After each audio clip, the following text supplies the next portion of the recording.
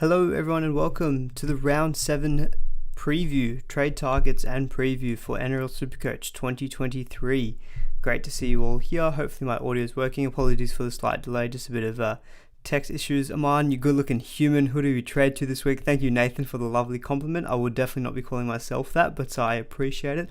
And to answer your question, I have no idea who we're trading to. This feels like one of the most difficult weeks to trade, to be honest. Like, I'm seeing lots of chat on Twitter and even in the chat now about trade options, and like there's just no good options, is there? Like, we're going to spend a lot of time hopefully to talk about like downgrade options, because I know for my own situation I'm looking at downgrades. It feels so difficult. So talking about downgrades, front row forward, 5/8 for those Dewey owners. What else is there? Hynes obviously need to chat about. Like, there's just so many things to think about this week, but I will quickly say hello to everyone in the chat. Thank you all for being a bit patient. I was a little bit late in starting the stream. So hello to Tyler, KP, Ian, as always. Again, I want to give a shout out to Tom J from the last Monday roundup stream, who gifted 20 memberships. I don't know if he's in the chat right now, but he was very generous, so I really appreciate that. Bailey, Heatwave RL, Stuart Wallace, as always, Kane, Mudcrab. Who else we got? Jason Yang, Aman Illy, I love you too, Jason. Laws, Martin, Lau, let's go baby, fix my team. I'll do my best. Tony, Mitchell, lots of people in the chat, so really appreciate you being here. And I love what Benergy says here: hit that like button, or your captain scores less than 50 this week. Hit that like button, otherwise you're going to get bad karma for your captain, and surely you don't want that. So help me out, give it a like. Mudcrab is pumped, I'm pumped. Let's get into it. So quickly, I'll give a quick wrap up of how I finished. 1245 last week, which was good. Another green arrow up to 16k, so I'm happy with that. Took the vice captain loophole on Dillbag, so that worked out too. So I will see if I can keep getting the green arrows, although this week does feel difficult. So let's see how we go. And another quick shout out as well to the group league. So Nick sitting on top there, overranked 17th, so absolutely killing it. And all of our top 10 sitting inside the top 176, so really good position from all of them. And shout out to Rick as well, who scored 1,549 last week. So really big score, was the highest in the group league. And you do get in the league if you haven't already. I have already had one person who, Wayne, shout out to you, haven't been able to kind of organize posting that SuperCoach hat for you, but we'll be trying to do more kind of little giveaways here and there during the season. So definitely join that league if you're not already. And obviously if you tune in every week, there may be a certain week where you potentially could be in the running for a little giveaway. So that's all I'll say about that. But get in that group league. I had quickly prepared an update to the updated team ratings. This is purely just based on NRL points. Just wanted to have another week of information, see if there's anything more that we can learn from last week. Not really a whole lot changed from the first week that I presented this. Panthers are still the best for attack and still the best for defense. So obviously Panthers are just back to looking like a three-peat candidate. Sharks good in attack, but still leaking points. Broncos still defensively good, as are the Rabbitohs. Attack stats obviously improved massively after scoring 50 last week against the Dogs. Really noticeable, I think, is the Cowboys, a team that we all thought would be much better coming into the season. Last week was quite telling against a pretty understrength Dolphins team with Drinkwater back, with Ruben Cotter back, who actually, funnily enough, I've completely forgotten about trying to include in the slides, but Ruben Cotter back too. 17.8 points in attack, so they're really not scoring as many points as we would have hoped. And Tigers obviously a team that concede a lot of points, as do the Dragons. Manly conceding a lot of points. Obviously Parton helped by the Panthers absolutely putting a score onto them last week, but still I think it's always worthwhile just checking in on that, just to, because I know we talk about the draw and stuff a lot on the channel, so it's always good just to give ourselves a bit of a refresh to see, okay, who actually are the teams that we can target. You know, you look at a team like the Sharks, for example, they're a good team, but they are conceding points. So from a SuperCoach standpoint, we still don't mind our players versing that team in particular. But enough of that. I've got a really quick slide just on Nico Hynes. Is he a must? Like, yes, I do think he's a must. I'll kind of go through this section very quickly because, in my honest opinion, with a break even, not of minus 55, sorry, that's wrong, a break even of 0, there's every chance he's going to go up more and more in price. And so, he's definitely going to go up in price. And I think people who just don't own him this week, if we quickly go back to the Roosters, so Roosters have actually been pretty good defensively, but conceding 21 points a game, someone like Hynes, we know the Sharks are a good attack, so even if they score 3-4 tries, Hynes can easily go 80-90, and he's making a lot of money this week. And I think after that, the draw is looking pretty good. Bulldogs, Cowboys, Dolphins, Manly, Knights. So, yep, if you're not a Hynes owner, I think probably aside from trading Nathan Cleary, I think probably I'd say aside from trading maybe not Tom Trbojevic, but maybe your fullbacks, if they're not named Latrell, Walsh, Turbo, Cleary, Harry Grant. Outside of that, I think anyone else is out. It can be a sell for Nico Hynes. Put it that way. Basically, he's just that good, and I think you just need to get him in at all costs this week. But hopefully, just not at the expense of someone like Cleary. And it's mainly just the break even of 0. So people who own Pezzett, I know a couple of people who own Pezzett. They are thinking, do I hold again because he's been named Munster at fullback, and Pezzett will go up in price with the negative break even, but the amount of money that he might make could be the same as Hynes, if not less. And then you're in the same position next week where you need to get to Hynes. Both have gone up in price, maybe Hynes by more, and you've missed out on potential points. So for me, it's not worth the headache and not worth the risk. Just get on Nico, and just looking at those games as well from round 8, there's a lot of games there where Hynes is potentially a good captaincy shout. So for me, Hynes, get him in this week, aside from training those few guns who I mentioned.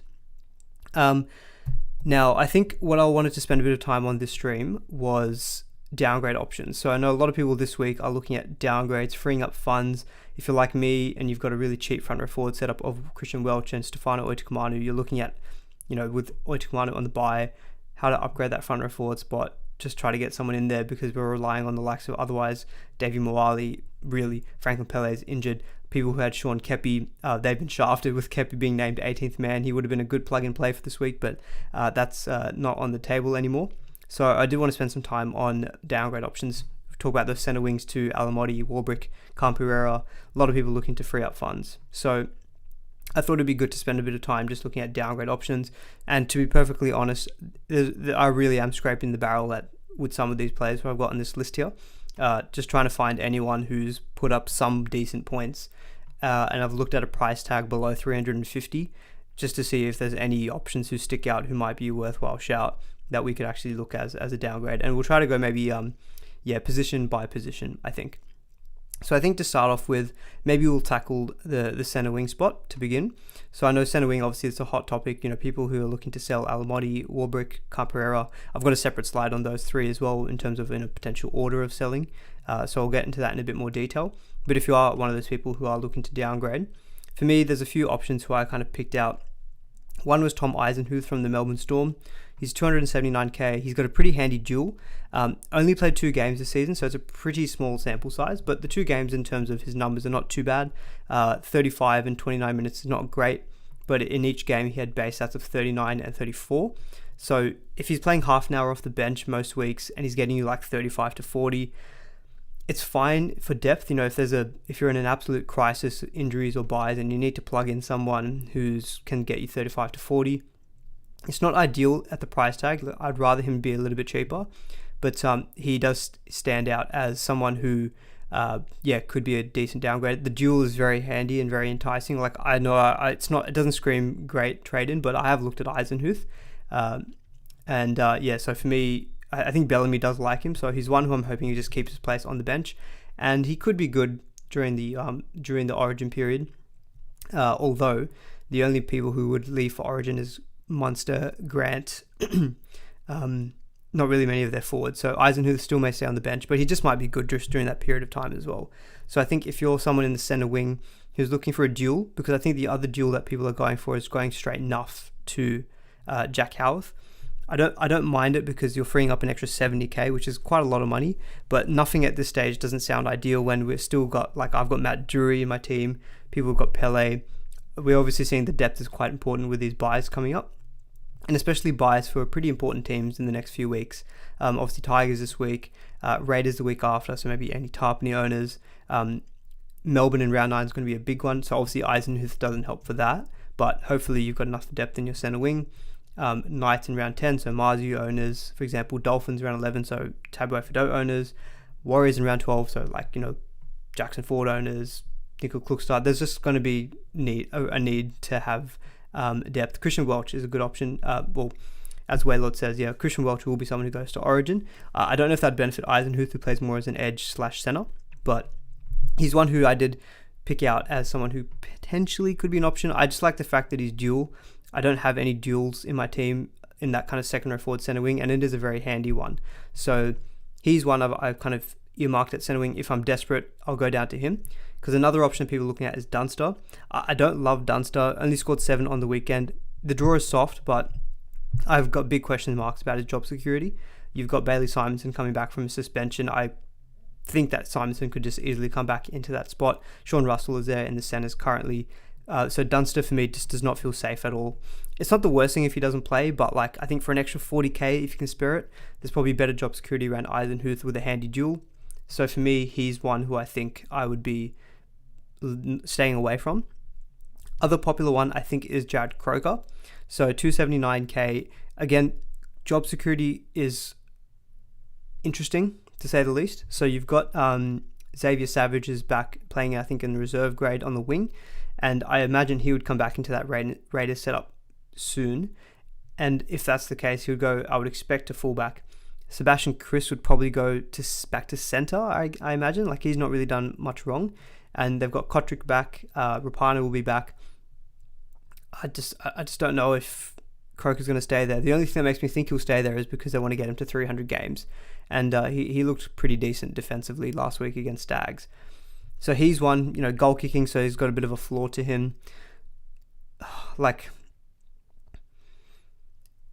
if I had to do a toss of the coin, I do think Croker's maybe slightly better than Eisenhuth, but I kind of just like Eisenhuth's duel.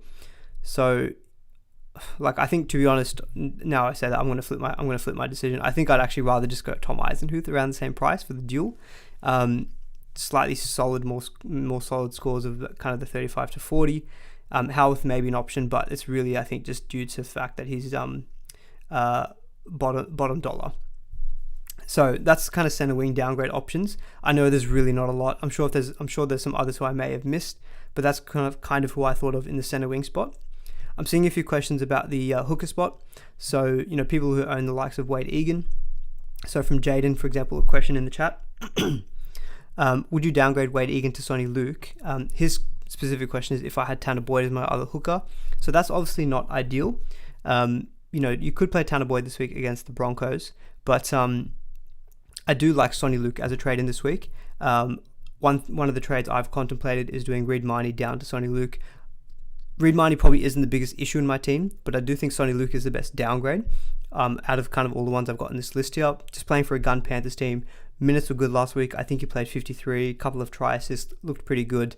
And that score that he got in his HIA game should roll out sooner rather than later. I'm just going to have a quick look at when that happened. I think that was in round 4.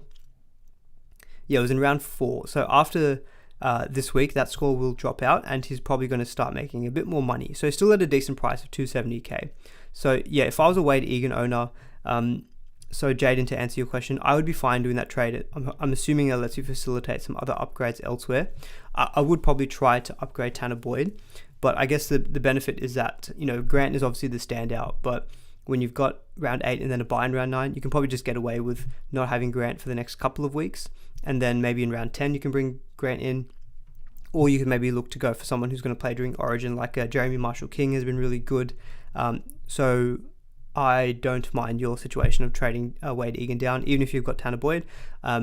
This week, Sonny Luke is a fine play against the Knights as well. And I think most weeks he should be an okay play for like 35-40, but he's got some upside about him as well. So yeah, Wade Egan owners who are selling to Sonny Luke, I think that's a pretty straightforward downgrade in my opinion. I do think that he is the best dummy half downgrade. Others like KO Weeks, Brendan Hands just don't have as much of the security. Freddie Lussick might be one who comes into the picture if Wade Egan is out for longer. But for me, Sonny Luke just feels like his position on the team is fairly secure and that it's going to be a rotation between him and Mitch Kenny. Hamish is asking, do you think it's worth going from Ray Stone to Sonny Luke? Your specific question is that you've burnt through a lot of trades. So yeah, I'd probably say in that case, it feels quite sideways. Ray Stone is still doing a job, getting 35 to 40. But yeah, I do like Sonny Luke as the downgrade. So Bradsky is asking Egan to Sonny Luke and Alamotti to Campbell Graham. That's the kind of double trade that I really like. I think that's a really good downgrade, and I think you're getting a really great upgrade at centre wing there. We will talk about centre wing guns as well later, but I'm pretty happy with those trades. Campbell Graham specifically, maybe not my favourite, but I think in principle, like that trade is good. But yes, for me, Sonny Luke is the best dummy half downgrade. He does edge Ray Stone for me.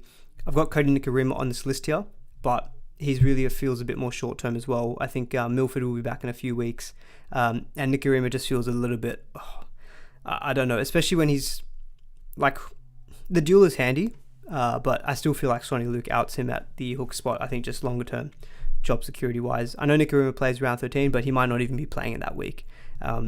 Because, the likes of Milford and Katoa will still be playing even during the origin period. So that's kind of my thoughts on the hooker downgrades. Now, I'll go on to, let's go into front row forward. I think front row forward is a really big one. So, obviously Oitukamanu owners like me, you're just wondering how the hell can I get someone who's downgrade, who's a cheap guy who can put some scores in and just do a job. So again, slim pickings. And so I did a search on under 350k. So I haven't included the likes of guys like maybe Leo Thompson, etc., who are about the 400k mark. I've kind of excluded all them. I've gone for a little bit cheaper bracket.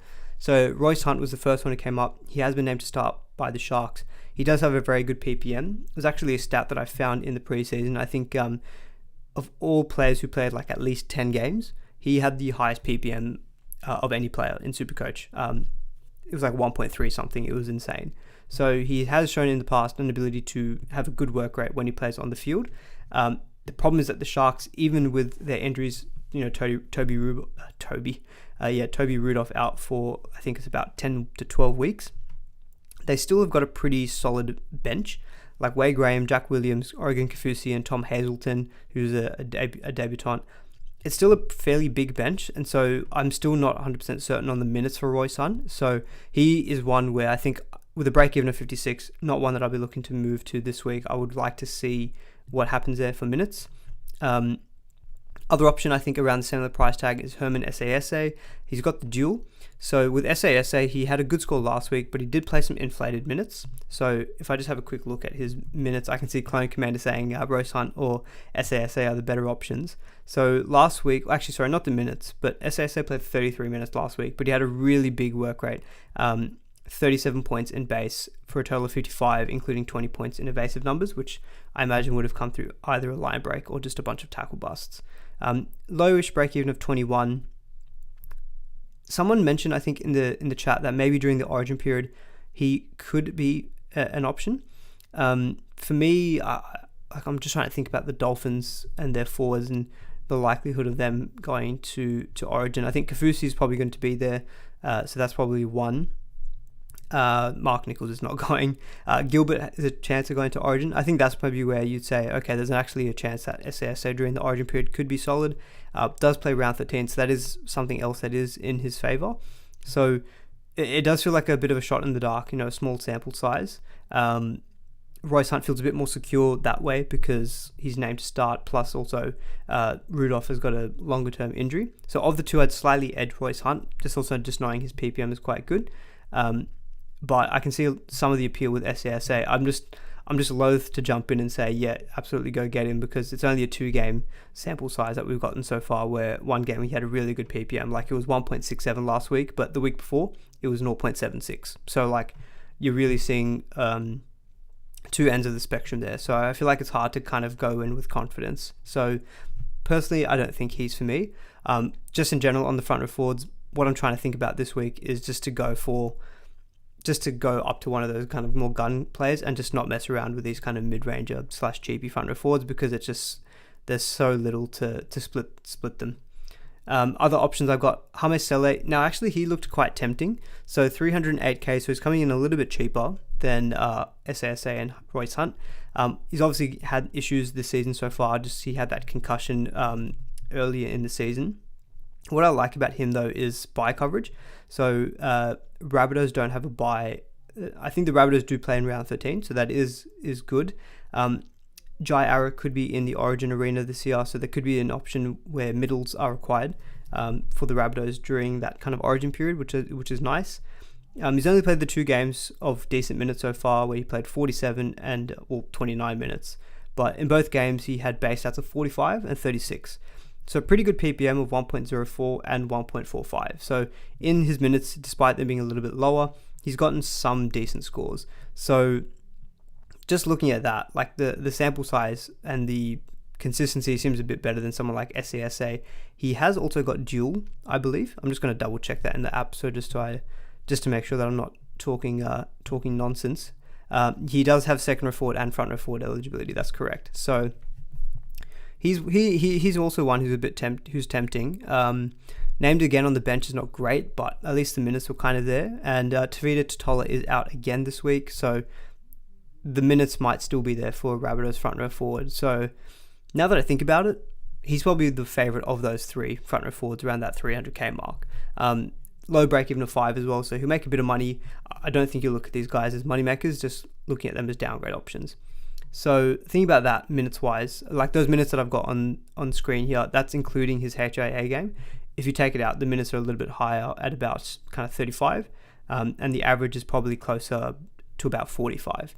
So look, if you can get some minutes and get 45, you're probably happy with that as a 300k cheapie front row forward. So now that I'm talking about that, I think he's actually probably my favorite of the three.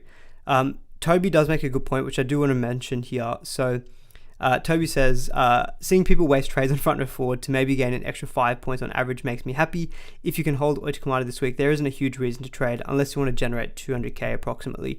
That's a really fair point. Like, front row forward is a low upside position, and especially when we're talking about a lot of these cheaper guys, like the gain on that trade is going to be the lowest of any probably other position that you'd have in your team. You could probably make a bigger upgrade somewhere else in your team. I think it's just, if you look at someone like, a lot of people who have Oita Kamara as front row forward too, you're looking at Davey Moale, someone that you need to step in for this week. Now, Moale's probably going to get you maybe 25 points. I guess Oita Kamara has been getting about 35 to 40, so it's only about 15 points better off. Can you make up more than 15 points on a trade elsewhere in your team? There's probably a good chance of that. I think that is definitely something that I have thought about, is just, do I just not bother? The reason I'm kind of thinking about it a bit more though is because Christian Welch is going to have the bye in round 9, and I'm going to be in the same position at that point where, I'm going to have even worse front row forward coverage, because at least Welch is a bit more solid as an option. When he's out, I'm going to be looking at a week where I probably would have a decent front row forward and not a great one. That week, I'm probably more tempted to just ride it through with like a Moale or something. This week, with Stefano not really being the best, like in the last few weeks, I do think Oita Kamara is fine to move on, and we can take some money out of him. So yeah, for me, and yeah, that's a good point from Matt Sherwood, that the 2 rolls out of Sele's 3-game average. That is a good point. So he can potentially make some money. And yeah, I guess the benefit is that you avoid an AE. So I get Toby's point 100%. Like, it is the lowest upside position to make trades, but I can see why people are doing it, because you just want to avoid that AE and just get someone who, because the next couple of weeks will be a bit of a rough patch, I think, for the front row forwards. A couple of other cheaper options. I've got Ben Murdoch-Masila, but really not too keen on him, to be honest. I know he's got dual, but some of his numbers have just been like just pretty average. Like, he had one game where he scored 50, which I think was a shock to owners, to be honest. But we've had other games where in like 80 minutes, or 61 minutes, 27, 72 minutes, 37. I don't know. They do play with the round 13 bye. I'll give him that. And he's dual and he's cheap. But I don't know. It doesn't feel like it for me. Tom Ale had a good week last week for the Warriors, but I'm concerned now with Tohu if he's back this week. Mitch Barnett will be back. I just see again the minutes reducing. I think he had an inflated game last week, so Ale is not really recommended from my perspective. The last one I wanted to speak about was Lindsay Smith. I don't want to go to Lindsay Smith as like a front row forward too, like if you're doing Oita Kamara down to him, if he's your second front row forward, because I think Smith's numbers have been okay, but Liam Martin named on the extended bench. There's maybe a world where he plays in the middle. Fisher Harris will be back at some point, and I just see Smith eventually just becoming someone who just drops out of your team altogether. And if you're already running Pele, you could have a world where your 2 backup front row forwards are just dead spots, and they're not playing. So for me, he doesn't feel like a great trade, and I would probably just spend up a little bit more and maybe go for someone who can just give you a bit more depth, I think. Ben Murdoch-Masila is so lazy. Floor is 25. Would I play Murdoch-Masila or Moale? I'd probably play Murdoch-Masila, to be honest. I think the minutes are just there, so I would just take the chance that he can maybe fall over for a try or get some kind of attacking stat. So that's kind of front row forward. I think I'll spend a lot of time on front row forward. I'll round this out by talking about the second row forward spot. So people potentially looking at downgrades of Hopgood maybe. So obviously those guys who've got the dual are applicable for second row forward, but we've got someone like Jacob Host. He again feels a little bit more pricey at 337k. He has got a negative break even, but I think if you're going down from, like, say, Hopgood, I'd rather just go maybe a little bit further down just to generate a bit more cash, or I'll just try to go up to a gun. He just kind of feels like he's in an in-between spot. Like, Schuster ideally would be the one, but he's not been named in the 17. He's named in the extended reserves. It seems as though he's been battling some injury issues, so I guess what kind of Schuster we're going to get back is uncertain at this stage, so it just feels a bit risky with him. The other one was Toby Couchman from the Dragons. He's looked quite good. He got decent minutes last week, and he has looked pretty good in the games that he's played. So I think he's played about 4 games now for the Dragons. So last week was his biggest minutes at 51. Before that, it was 42, 25, and 33. In that time, he's kind of got a PPM of about it's around the 1 mark. He's got a PPM average of 0.93, which is not too bad. Just not sure if those 51 minutes is consistent though. So again, he feels like someone who's just going to be maybe like a 35 to 40 guy, which could be okay, but again, not fantastic. I'm going to have to keep repeating it. None of these downgrade options are fantastic, but I would take him over Schuster at the moment just because of Schuster. I mean, Matt, you make a good point. I went to Schuster knowing he's injured, would rather him than any of the others. And to be fair, next week when Manly's draw opens up, they've got West Tigers and Titans back-to-back. You might want someone like a Josh Schuster at that point. So I can kind of see the case where, if you don't need to trade in if you don't need to play this person, then you maybe just go down to Schuster, even though he's not named in the 17. And if he gets named in the 17, that might just make up my decision for me, because the reason we all want to go for Schuster is, even though there's injury concerns, we know the potential of the player. We know he can get in a 55-60 average. I think Manly also do cover round 13. I'm just going to quickly double check that. They do. They play the Knights in that week. So Schuster, if he's fit, will be someone who should be available and playing in that week. So he does tick a few boxes. So I do take your point, Matt. I think, with the duel as well, I probably do change my mind a little bit. Maybe Schuster's the one I'd still go to this week if you needed to go downgrade in your second row forward. Raystone there, but again, I'd probably prefer Schuster or Couchman, and we've already spoken about the rest.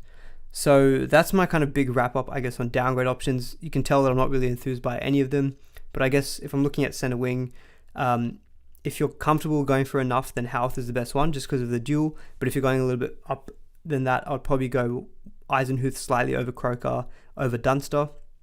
If you're going for a front row forward, I'd probably say Hame Sele, then I'd probably say Royce Hunt, then SASA, and followed up by like a Murdoch Masila, Lindsay Smith. And then if I'm going second row forward, it's probably going to be still Schuster, then probably Couchman, and then probably any of these other guys who've got the duel.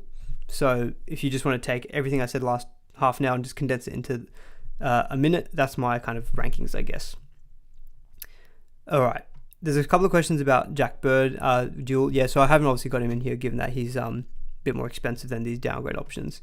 But yeah, anyway, enough of that. Let's get on to the next section here, which is not about front row forwards. Let's talk about some centre wing cows. So, because I'm sick of talking about front row forwards, it's the worst position in SuperCoach. So, obviously, centre wings, Alamotti, Camperera, and Will Warbrick. Time to cash him in. I've kind of put a sell order below me of Alamotti, Warbrick, and Camperera. That's mainly just based around the break-evens. Camperera with a 5 break-even. If he manages to score a try or two, Kieran Four in his back, so that should help the Titans attack. There is another kickstart potentially of cash generation that he can make. So I probably think he's the one who I'd be trying to hold on to first. Between Warbrick and Alamotti, purely on the financial side of things, you'd say Alamotti because of the higher break-even. I just listened to the SuperCoach Champions podcast as well by Wilfred Z, which is a really good one. He made a really good point that I didn't really think about either, that without Josh Adokar, like Alamotti was really benefiting playing inside of Josh Adokar because he would just kind of offload it to him or pass it to him, and Adokar was that fast that he would just kind of create his own line break, and then Alamotti's getting a line break assist if the SuperCoach game actually scored him correctly, put it that way. Without Adokar now, that might just kind of reduce the appeal of Alamotti. Draw-wise is okay. Round 8 is not too bad with Dragons, Raiders, Warriors, and then the Titans. Bulldogs don't play in round 13. But I think for me, Alamotti does feel like someone that you can cash in on now. He's made 160k. You know, the downside of him is that going down to like a Eisenhuth or Jared Croker, you're only freeing up like $90,000. It doesn't feel like the biggest upgrade. So he's kind of one who I'm toying with about, like, do I just hold him for now? You know, someone like a Warbrick, from a financial point of view, it makes more sense to sell him because you just generate more funds out of that standalone trade. And I guess the thing with Warbrick as well is that, you know, he's got the buy coming up in round 9, whereas price probably won't change a lot. But yeah, I think on the BEs, it's probably Alamotti just for me. And, you know, we have seen Warbrick still get some decent scores, as with Campera. Alamotti, so far, we just haven't. No Kickout now as well. He's been ruled out for like 10 to 14 weeks with a, I think it was a pec injury. And so, yeah, it's kind of hard to see. Like, Alamotti scores are mainly around the 40s, but 11 last week, just not great. Obviously, it was a game where they got well beat. But yeah, for me, Alamotti's probably the one who I'd be looking to trade out first. And then it would be Warbrick, and then it would be Campera. And I think in terms of who you go to, I think either go down to one of those guys we mentioned in the previous section, or up to one of these other center wing guns who we'll probably speak about in the next section. Also, I appreciate there are a lot of questions coming in. I do want to just run through some of these things first, and then there, as always, will be a dedicated kind of Q&A section at the back end, so do stay tuned for that. But yeah, in terms of the centering option, so Jack Bird, someone did mention Jack Bird. I've got him in this list here because I thought he might be a talking point. I've also just stretched out the draw to show round 13, just because I know people might start with thinking about round 13, which is the first major bye week. Most of these guys do actually play round 13, except for the Panthers. And I've kind of put in players here who've been some of the more popular trade-ins for this week. Now, for me, Nico Klukstad, I still think, even despite the draw being a little bit tough for the Warriors, he is someone who I'm tempted by this week. The reason I haven't really got him to this point is just because of other issues in my team, but he's always someone who I was kind of still interested in, just because I know I like his base stats, like a base stat average of 34 this season, which is also including his lower minute game when he got a concussion. Otherwise, his base stats in full minute games is 36, 36, 42, and 40. So he's one of those guys that even in these tough games, he's still going to get you about 40 to 45, which is fine for your center wing. Plus, he's playing for a pretty good Warriors team. So those attacking stats, we are seeing a few of those. He scored a try, I think, in round 1, and he set up a couple of tries as well last week. So he's gotten so far in his non-HIA game 70, 48, 74, 92. Like, those are some really good scores. Granted, some easier opposition in there, but I do like Nico Klukstad, and he does cover round 13, which is really useful as well. So for me, what I'm personally trying to do this week is, with a negative break even, I am thinking about moving one of them up to Nico Klukstad. You will make some money out of it, but I just think he's going to be a good plug and play. Dabas, to answer your question, you've owned since week 1. No doubt a hold, 100%. He's one of the better buys this week, in my opinion, as well. So yeah, for me, Nico Klukstad is definitely someone I'm looking to target this week if I can. Shout out to Clem Cassidy, who bought him last week and was over the moon with his 92 points last week and is now calling him a god. Hopefully I don't jinx it if I do end up bringing him in this week. But I do like his negative break even. I just do like his stats as well. And we just know that the Warriors are a good team. Melbourne and Roosters is obviously tough, but Cowboys, I'm not really too afraid about that matchup this week. And they're up because they're playing at home. And covers round 13, which I think is good. Thank you, Nick. Best Supercoach podcast out there. I really appreciate that. I'm going to answer this question real quick from Footy Edits, which is Garrick to Nico Klukstad. So I've been pretty firm. I think I was pretty firm on Monday. I still am. Is that I don't think Garrick is a sell. I don't have a draw up for Manly, but after this week, they've got the Tigers and then they've got the Titans. Like, he will have a very high break even. His break even, I think, is 130, but I won't care if he's got 130 break even. I will be trying to get Garrick in, I think, next week when he comes back. And I think trading him out just to trade him back in potentially if you wanted him back in round 8. Like, for me, Garrick is a season-long hold, and he plays round 13 as well against the Knights. So he's going to be one of the better options to keep. For me, I think you just ride it out this week with Garrick. I do not think he's a sell at all. I think that's one of those ones. I feel very, very easy, comfortable saying that as well. So for me, yeah, Nico Hynes, I really like him. I did want to quickly mention some of those Dolphins players. Shout out Tabuai Fido, who I sold last week instead of Alamotti for Greg Marzu, who Marzu was very good. And I've got his nice happy picture, as Matt says. I've got his happy picture from last week. We couldn't have Marzu in a Titans jersey anymore. So we had to have Marzu in there. So I don't know where I stand with these Dolphins guys. Like they just keep turning up and just defying our expectations. But I don't know. They've got the Titans in round 8. They've got the Raiders in round 9. I think if you're an owner of one of these two, forget about selling them. I think I would be just holding on to them. Like Asako's just killing it. I think he's the top scoring player overall, Supercoach. Now, whether I would buy them or not, it's kind of a weird one where you sold a player. Do you want to buy them back?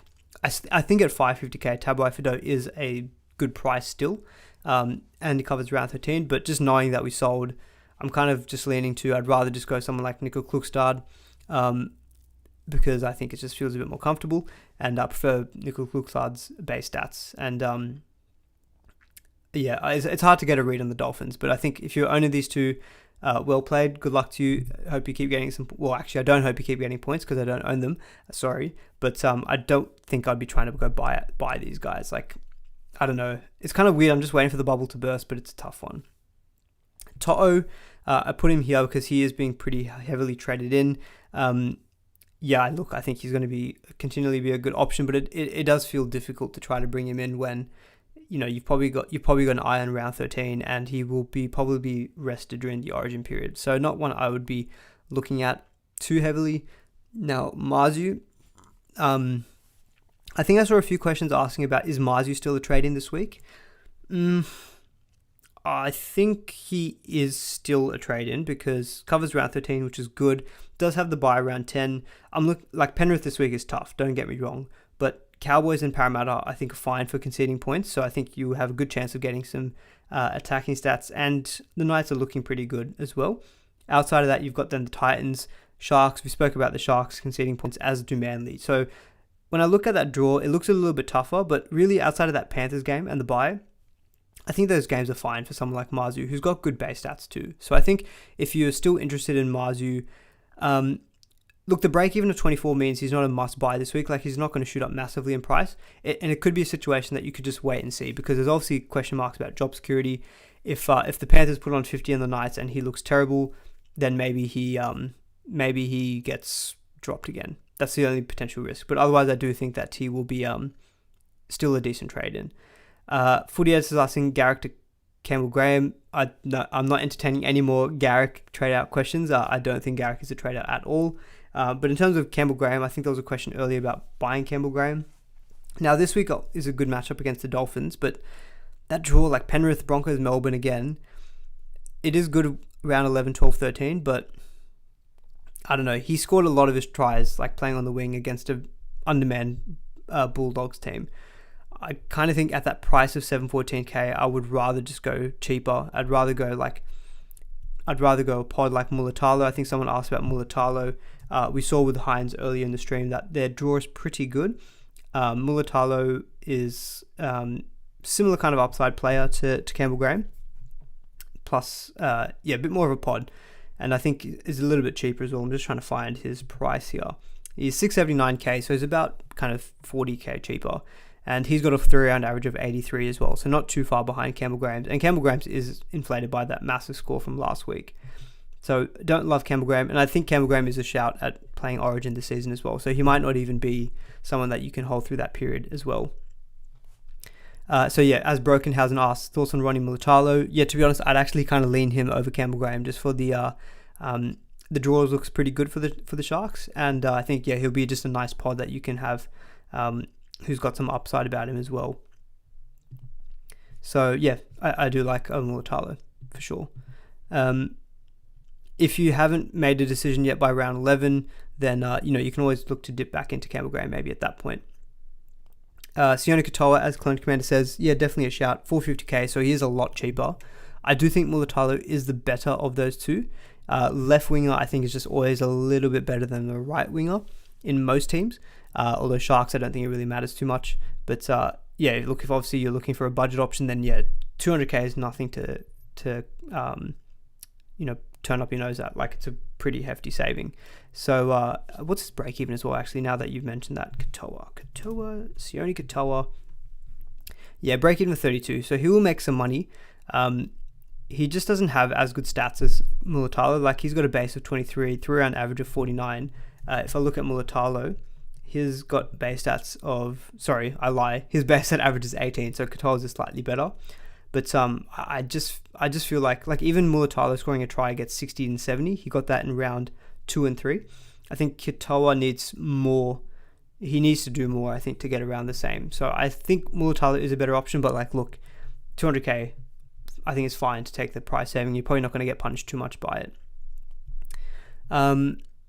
Isaac Tungo, I'm seeing a few people ask about. Like, again, yeah, the Panthers draw is good. He's had 2 good weeks, and obviously it's coincided now with the Panthers looking really good, and we know he's a bit selfish and loves to run it himself. Just the 3 weeks before that was 33, 55, and 41.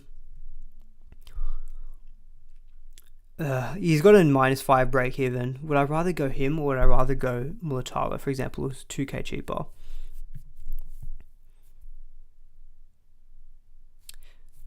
To be honest, I'd actually rather go wingers. I just normally prefer the wingers, but Tungo's stats are crazy. 36 average of base stats.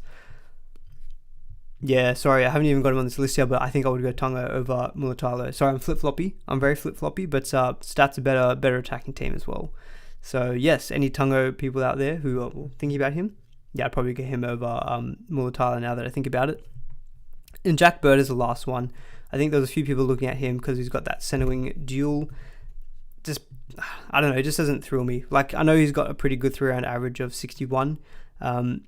Decent base stats, obviously playing in the forwards. So base stat average of 41 is pretty good, but I don't know. I think at that price, 557, I'd rather I think for example, someone like Nico Hynes probably going to get similar base stats, similar amount of attacking stats, covers around 13 as well, and is like 100k cheaper. I know he's not got dual. Nico Hynes has fullback center wing dual, not second row forward center wing dual. I don't know. I think just a better attacking team as well. In the Warriors, I'd rather just go Nico Hynes in my opinion. There's pills for flip floppy Aman. Yes, nice little innuendo there.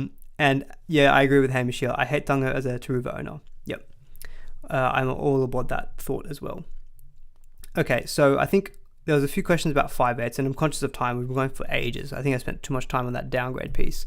But yeah, 5/8s. So we'll talk about 5/8s now. I think there were some questions early in the stream about Munster, Dillbags, Cody Walker.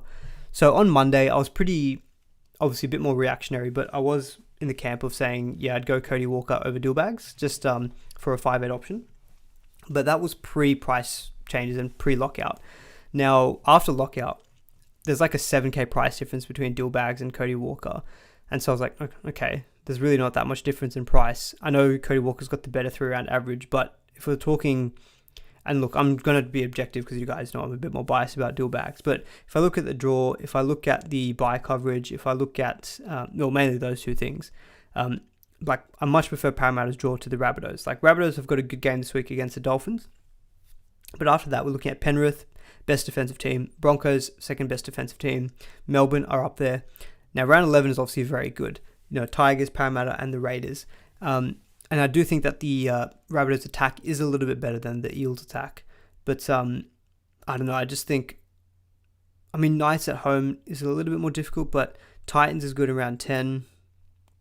I just like Dillbags as a long-term option. I think there was a question earlier in the stream as well about, would you consider running 2-gun 5/8s? There is definitely a world, like, I'm a Dillbags owner at this point in time. There is definitely a world where, let's say, fingers crossed, Walker goes decent this week, but he goes poor in rounds 8, 9, 10. If he can come back down in price to sub 600k, I would love to pick him up in round 11, because I think at that point, someone like Munster, who's running into a bye in round 13, and then the whole Origin period, I think having someone like Brown and Walker, who are not going to be involved in State of Origin, who've got pretty good coverage of buys during that period of time, they could just be really handy just to have both Dillbags and Cody Walker at that time.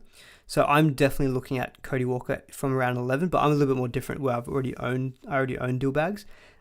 If you're selling, say, Adam Dewey and you're looking to go to one of these two, you're obviously forking out like an extra 150k. I did do a bit of a expected points thing where I looked at the average of these guys against their upcoming opponents. There wasn't really a lot to split between dual bags and Cody Walker's, about 30 points. And like dual bags got 63 in the weekend. Cody got like a massive 130, but I kind of feel like that Bulldogs game was a bit of an outlier. So for me, I still think I'd take dual bags. Like, he plays every major bye week, better draw, better base stats. I know that he hasn't quite got the attacking stats in the last few weeks, but he did start the season better. Bit of a lull the last few weeks, but I'll just hope that he can kind of turn it around. Matt Burton is maybe an option, but no kick out could hurt him. Draw is not too bad for the Bulldogs, so I don't mind him as a bit of a pod. If you're really strapped for cash, for example. Goal kicking, I think all of those teams actually coming up in Parramatta, Sharks, Dragons, Raiders, Warriors and Titans, they're all susceptible to concede points. So I don't mind Burton as a shout. Just going to double check I got his price correct. I'm not sure if I've got that. I've got him as 571. He is 571k. So, I mean, he had to score like a double last week to get 57. So, like, he just doesn't have good base stats. But you can maybe look to him as a bit of a pod. If you think that the Bulldogs are going to turn it around. They do have people coming back. So, yeah, I think as a cheaper pod, he's probably the one I'd go for. Munster is obviously going to be the best one to get. Playing fullback this week. So, for this week, he'll be fantastic. But it just feels like round 9 bye, round 13 bye. I don't know, we could just be regretting it come round 13, thinking, well, Munster's just scored like 300 points and everyone else has scored like 250. But I do think that those two buys are quite critical. And for me personally, I think I'd be trying to avoid those at this stage. So this week it looks really appealing, but there is and he could be goal kicking, as Tom J says. No Nick Meaney, so yeah, actually there's a very good chance that he could be goal kicking. So he could be the best. He could be the best captain this option this week. But thinking a bit more longer term, I do think that I would probably lean away from Munster at this stage. And he is a lot of money. People upgrading Dewey, you're looking at 300k ish to get up to him. So not ideal. So I think for me it would be between Brown and Walker, and I'd probably go dual bags, slightly just because of better draw and buy coverage. But I would also try. I would think about Burton as well for a cheaper option at 5'8". Okay, so as Pablo says, is it too early to be running 2-gun 5'8"s? No, I don't think it's too early. But for example, the two that I'd be thinking about would be Brown and Walker. And I think Walker would be someone who I'd be trying to get in round 11. So it's an option, but maybe not one for me right now. Some people saying Jonah Pezzett could goal kick. I can't actually remember if he was goal kicking when he was playing, but that could be instead of Munster. But I don't think that would detract from Munster, to be honest, and his scoring this week. Don J says Brown to Walker. No, not for me. That feels too sideways. I think you've got dual bags in there. I think just trust him, be a bit patient with him, and like 63 he scored on the weekend. It's not a bad score by any means. It's just that Walker obviously scored a big ton, but I do think that was a bit of an outlier, and I wouldn't be doing that trade. That does feel sideways. All right, so I think we'll crack on to some front row fours, although please excuse the puns. Front row forward. Hopefully you guys don't mind that horrible pun, but I just figured you can tell how much I dislike the front row forward, and just even talking about it's so boring in comparison to some of those other positions. But we're here to talk about it. So, if you're looking at front row forward upgrades, there were some questions before about, going someone like a Gilbert, maybe as a cheaper option. Like head and shoulders, Payne Haas is the best front row forward to go for at this point in time. Like the stats support it, the eye test supports it. So definitely he's the best. But the problem is his price. It's 748k. Like he's a very expensive boy at this point.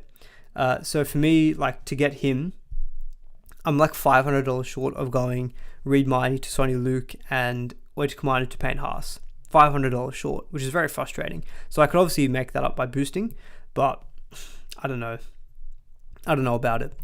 And so I've looked at someone like Tarpany, who's obviously back this week, but then Tarpany's got the bye in round 8, which is annoying. So like he's probably the one who, as a long-term pick for the upcoming Origin period, he's probably the one, covers round 13, but that bye in round 8 is very frustrating, whereas Payne Haas is pretty much plain sailing all the way until Origin. Gilbert is pretty good for buys. He has got a bye in round 11, but he does play round 13.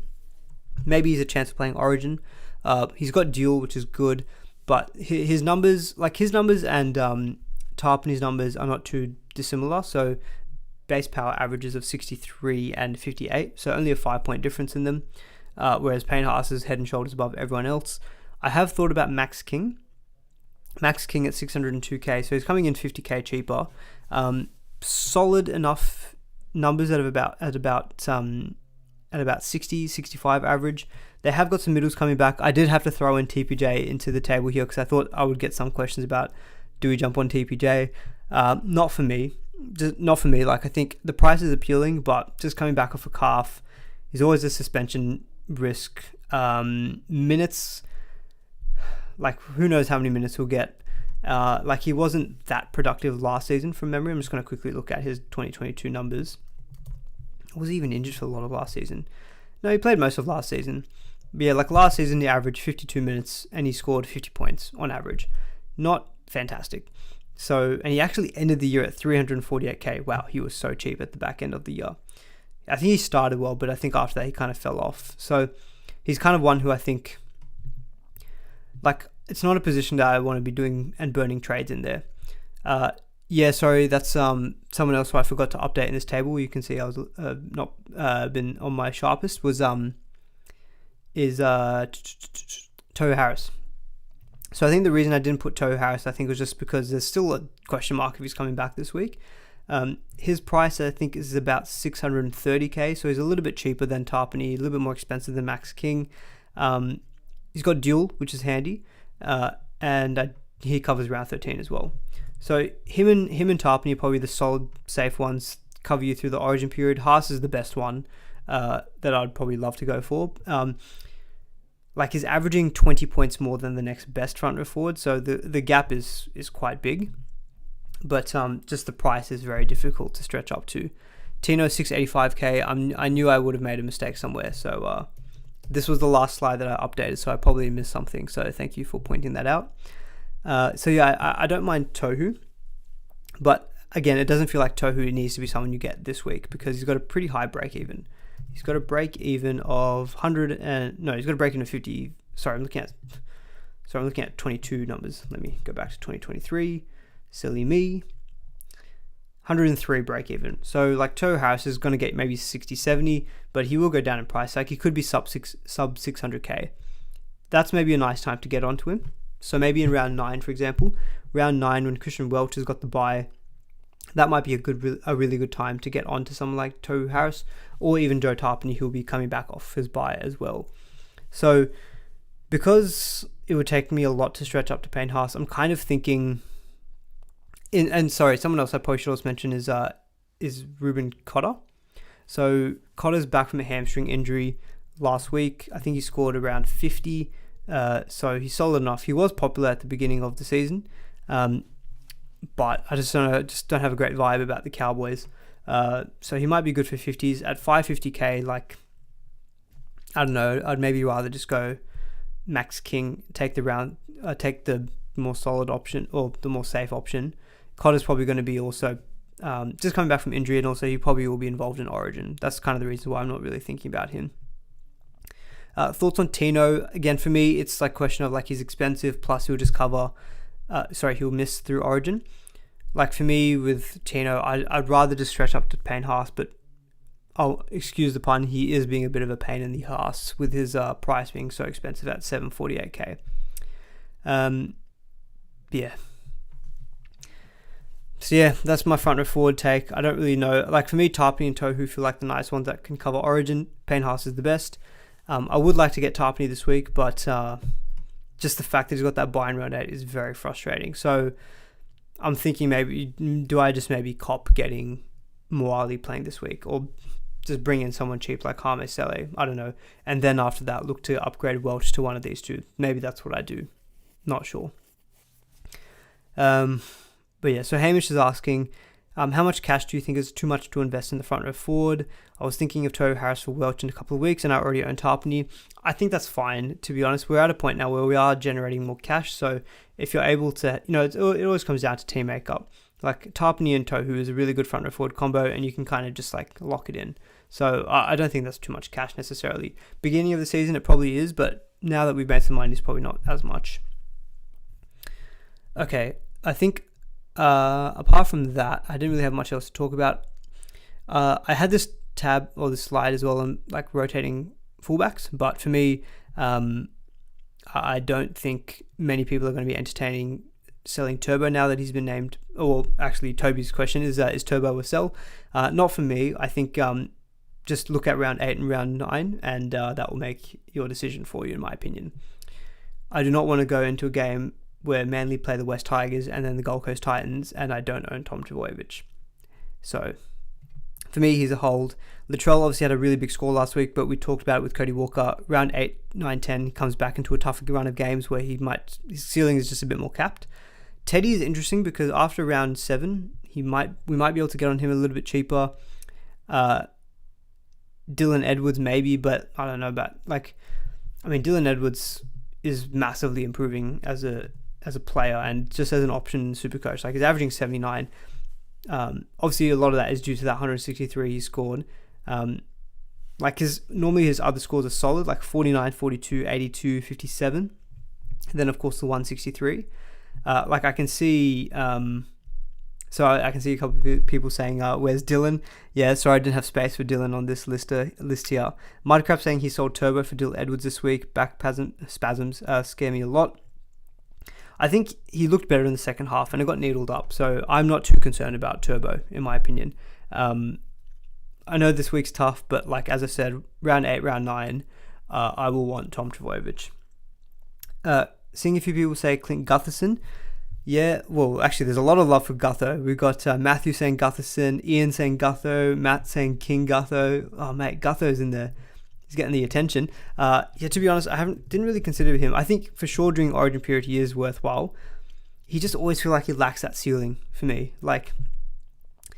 3-round average of 61. Highest score this season so far is 84, where he scored a double. I don't know, we're looking at someone like Reece Walsh who scored 86 points on the weekend, and he bombed a try. He should have scored a try, so he could have been easily cracking 100.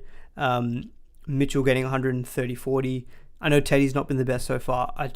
Gutho right now doesn't seem like an option. We still have a decent run of games still until the Origin period. I think at the Origin period you can maybe think about it, but for me, Gutherson not at this point. Reece Walsh is sell next week. I think obviously we'll cross this bridge next week because this week's a great matchup against the Titans. Parramatta do concede a lot of points to opposition fullbacks. So for me, there's still a world where Walsh is a hold for me next week. I could maybe sell to someone like Teddy if I'm so inclined. But with Walsh, I don't want to force him out either.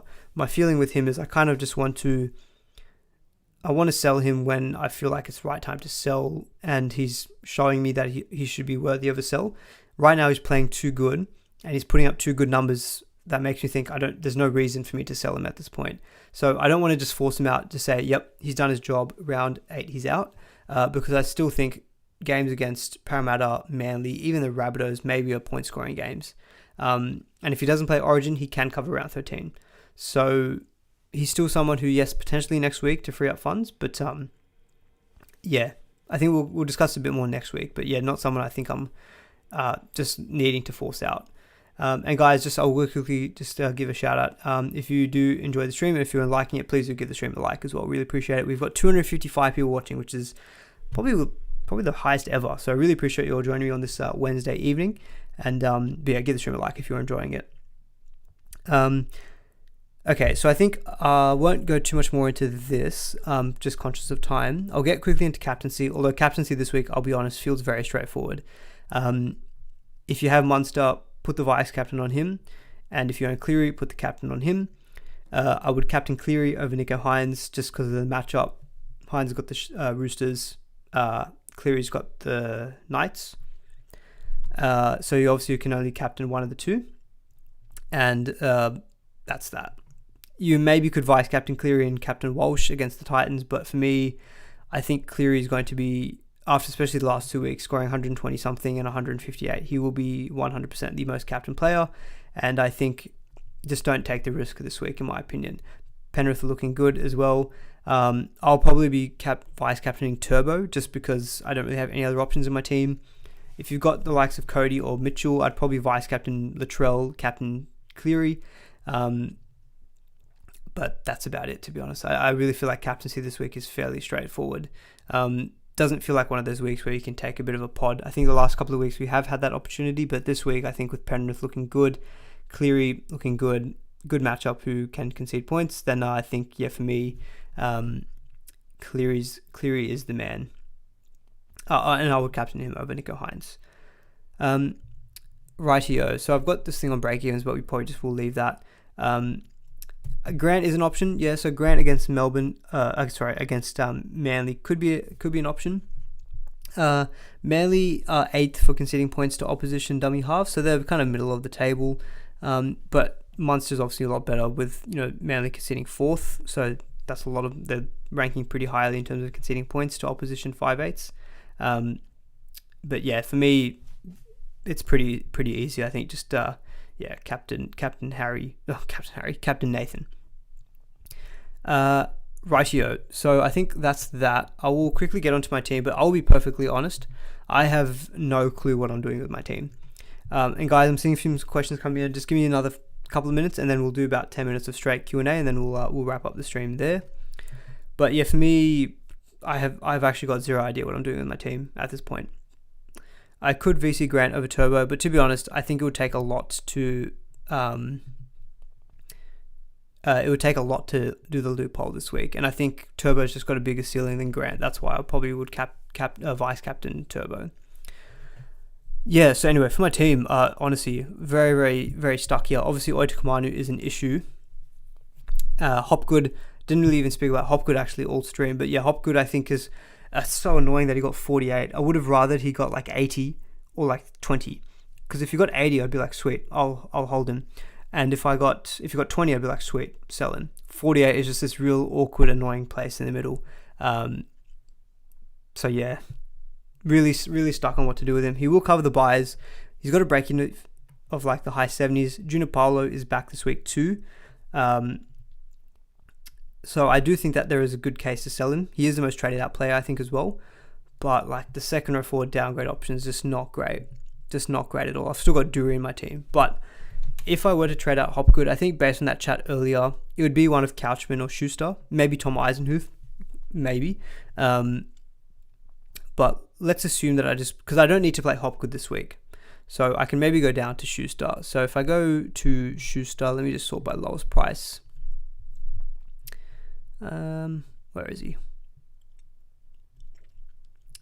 And obviously I would have the time to be able to do this when on Friday, I think is when Manly play.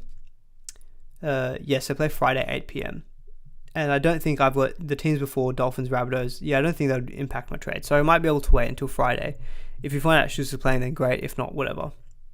Anyway, that's 344k that trade frees up. If I wanted to upgrade Oitakamanu, I think I'm short of going to Payne Haas by like $500. Actual Payne, $1,200 short of going to Payne Haas. Because he would be the one who I'd say, very easily I would get him. Now that's annoying because then the other player I would like is Nico Klukstad. So what I did think about doing was, instead of Payne Haas, if I went someone like Tarpany, it's frustrating that he's got that buy in round 8, but I might just have to cop. I might just have to cop playing Moali that week or something. But let's say I went Tarpany, I would have money in the bank, 104k, and that lets me do Alamotti to Nico Klukstad. Where is he? Round 6 points. I could even do Warbrick to Nico Klukstad, but I think Warbrick still potentially has a chance of making a bit more money. Where is he? Here. There we go. So I'd have 11k in the bank. So that's one option I've thought about as a way to get better front row forward. And then in the week when Welch has got this is the problem with getting Tarpany, is just that next week he's on the bye, the week after Welch is on the bye. So Moali might just have to make the step up in the next 2 weeks.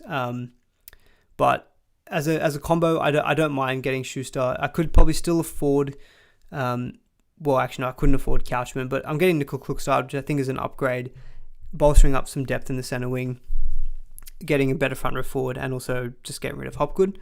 So I don't mind this boost as potentially an option. I've only used the one boost so far, so I'm not worried about boosting. Gazaraki, to answer your question about Nico Hynes, no, not too concerned. I spoke about him a little bit more in detail before, but I think the Warriors, the games that they've got coming up, I still think some of those teams are good for conceding points. So just having a quick look at it, like Cowboys this week, I think is fine, especially playing at home. Then they've got Melbourne's obviously tough, but he's got good base stats. This is the thing about him. He's got really good base stats, so I feel like he's safe for good scores, even in tougher matchups. Roosters is fine. Penrith is obviously tough, but then you've got Bulldogs, a bye, and then, Broncos in round 13. So there is some tougher games coming up, but I just like his base stats, and he has got a negative break even, so he should make some money. He'll get some cover as well for round 13. So I guess the downside of this whole thing is that I just can't get Payne Haas, who's probably who I would like, and I think it makes more logical sense to get Tarpany in round 9, because Tarpany's break even is 77.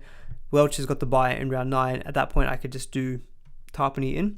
So I'm definitely not locked into this boost by any means. Other option that I've thought about is instead of Hopgood and Schuster, it's not ideal, but I could take out Reid Marnie. Like, Marnie's been okay, but I think Sonny Luke is a good downgrade option this week, and so I could do it's a very similar thing. It's Hopgood to Schuster, or it's Marnie to Sonny Luke. And maybe instead of Tarpany, maybe I just go cheaper with someone like Gilbert, who could be like, with the duel is handy. And so maybe I just run Tom Gilbert, or maybe I run like a Max King or something like that. So I think I'll lean towards getting in like a slightly better front row forward than a cheaper one. And then maybe in round 9, make a plan to get Welch up to Tarpany. So I could do something like this. And then, although what is Reid Marnie's break even? Sorry, let me just go back and look at this. Reid Marnie's break even is it's 56, so it's pretty manageable. So it probably makes more sense for me this week to go Marnie out. It makes more sense to go Hopgood out, and next week maybe Marnie out, because one thing I'm thinking about is next week I want to try get Garrick in, so I will need to free up funds. I'm kind of earmarked Khan Pereira next week. If he can get up to if he can get a good score, get up to like 460k, then I only need I'll need like 200 something k to get up to Garrick. So I'd probably have to go like Khan Pereira up to Garrick, funded by Marnie to Sonny Luke next week. So that could be something that I could do as well. So Toby says, what about upgrading Moali to Tarpany, Hopgood to Schuster, and downgrading Alamotti? That way I've got 3 front row forward to rotate. Yeah, so let me just quickly see what that looks like. And obviously that would be the ideal, I think, is upgrade the bench front row forward. That way I don't need to keep messing around with the front row forward spot, which I'm not enjoying at this point. So if I go Tarpany, and if I downgraded Hopgood to Shuey, where are you, Shuey? Lowest price. Where are you there? Yeah, so I'd have to downgrade Alamotti. So I could go, I don't even have to go to enough. I could go to someone like that Eisenhuth Croker type. Mudcrab is saying, I reckon Croker. I might go Eisenhuth potentially just as a dual option, who maybe covers me like that as a boost. I guess it's much better for front row forward coverage, because then that way this week I play Tarpany Welch, next week I play Oitikmanu Welch, week after I play Tarpany Oitikmanu, and I don't need to mess around with any more trades there. So I don't mind that, and I'm getting rid of Alamotti. Getting rid of Hopgood. Yeah, actually, now that I'm thinking about it, Toby, I don't mind this suggestion actually either. So it would just be a gun, front row forward upgrade, and a couple of downgrades. It is a boost, but it still leaves me in a position next week to go maybe Miney to Sonny Luke and Kantpera up to Ruben Garrick. So yeah, it's not a bad option. I will have a think about that because it does also get rid of an AE.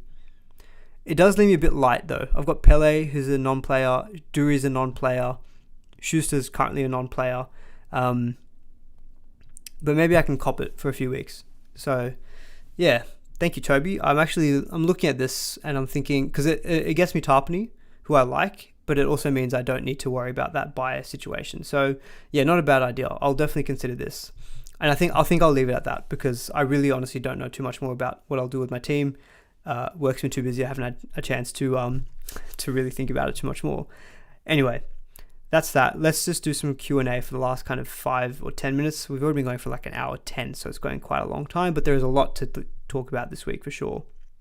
So get your questions in. We'll try to cover them off as much as possible for the next 5 to 10 minutes. But yeah, Toby, I'm liking this idea more and more. It could be Eisenhuth, it could be Croker.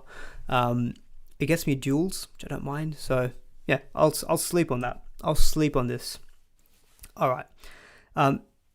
Will Miller become a sell? He's like 800k. Miller, to be honest, yeah, didn't really speak about him this week. He has been really, really good. Goal kicking as well, while Jackson Hastings is still kind of recovering from his kicking. Or his leg injury from last year. So yeah, for me, even though Miller will go peak up in price, I think he's got a really solid floor of about 50. So for me, he's still probably a hold. Jared Croker, goal kicking, potential cash generator. Yeah, I mean, that's going to be one of the 50-50 decisions I'm going to have to make is Eisenhuth or Croker. I just question Croker's job security. That's the only thing, because Savage will come back in.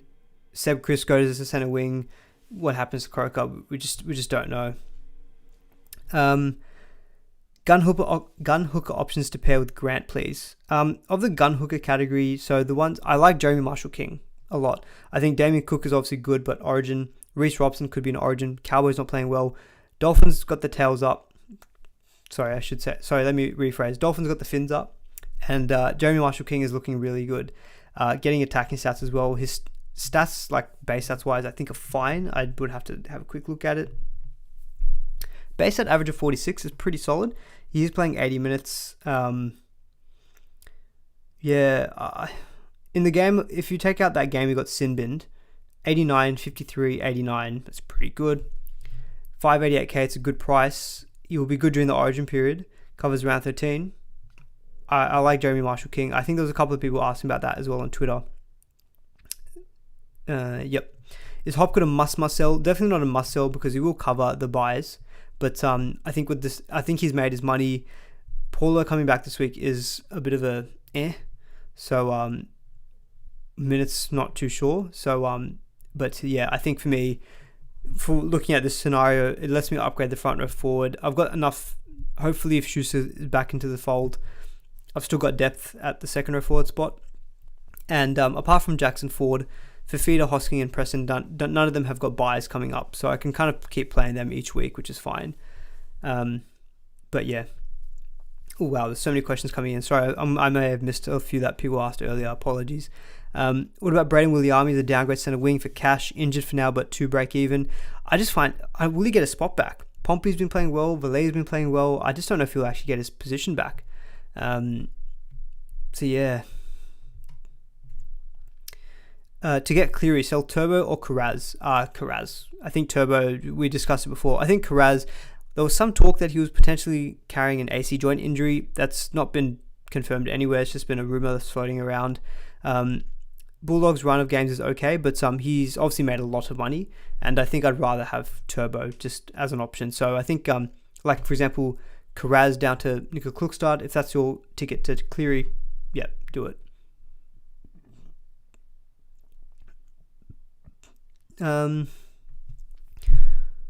Which centre wing would you target next week? I've got to prioritise elsewhere this week, but we're looking to move on the likes of Kantpera, Warbrick, maybe Croker, and a mid-range gun. For me, yeah, Garrick. I've spoken about him already. Got that Tigers matchup around 8. I think he'll be a great trader next week, even with a high break even. Sell Hopgood or Carrigan? Carrigan. Carrigan's not really doing much different to Hopgood at this point, and he will definitely play Origin. Hopgood covers you through the buys. So yeah, I would sell Carrigan instead of Hopgood. Just longer term, I think you can at least play him during those buys. Riley, Hopgood to Ford and Reynolds to Hynes. Oh, yeah, lock that in. I think someone was asking before Hopgood to Ford. I think that's a fine trade in. Ford's still looking pretty good, still playing 80 minutes. So the minutes are there, playing for a pretty good Warriors outfit. So I think that's a good downgrade. Do I go for Dylan Brown or Cody? We did discuss 5/8 in quite a bit of detail, but I would go Dillbags personally. Just think better draw long term and better buy coverage. Is Charlie Staines an option now that he's playing fullback? Possibly next week for Campera. Yeah, I think he did look quite good. He obviously had a couple of errors, and he had that pretty critical error at the end of dropping that line dropout. But apart from that, he looked pretty good attacking stats wise. So yeah, definitely an option, I think. I think he's awkwardly priced. I think he's like 379k, but yeah, definitely one we can maybe look to use as a downgrade next week. But I think my strategy is going to try to get to Campera up to someone like a Garrick instead. Thoughts on Miney to Luke and Stefano to TPJ, King, Tino, Tarpany. I think it's fine to use Miney as a cash cow to downgrade to Sonny Luke. Out of those 4, I would, as long as you've got coverage for Tarpany in round 8 when he's got the bye next week, probably go him. And then I'd probably go Max King, then Tino, then TPJ. But don't forget about Tohu Harris as well.